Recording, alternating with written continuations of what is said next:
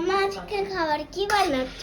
Special? হ্যাঁ, আজকে special হচ্ছে এখানে অম্বিকা করছে হচ্ছে রুটি আর আলুর দমের প্রিপারেশন, আর আমি আজকে স্পেশাল বানাচ্ছি গাজর কা হালুয়া। ও। আজকে প্রচুর ঠান্ডা, কাল থেকেই মানে বিশাল টেম্পারেচার মানে ডাউন হয়ে গেছে। হ্যাঁ, তো এই হচ্ছে, বুঝেছিস?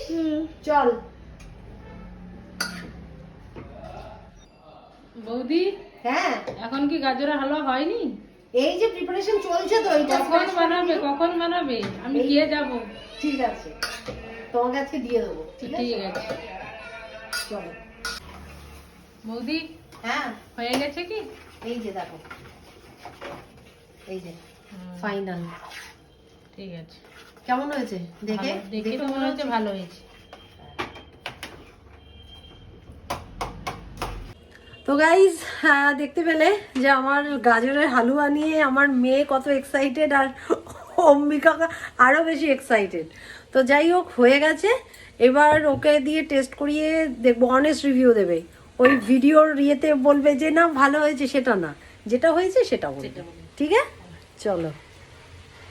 তো এই যে অম্বিকা, বলো। আপনি খান, খেয়ে আপনি বলুন বলছি। ঠান্ডায় কিরকম হয়েছে।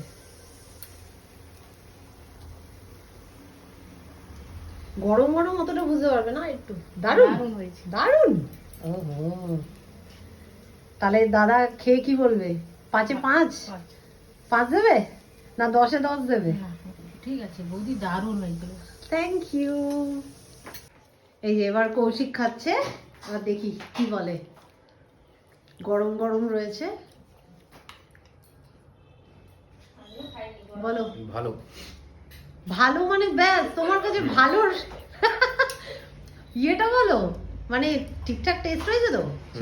মিষ্টি মিষ্টি ঠিক আছে? ওকে, বুঝতে পারছো গাইস?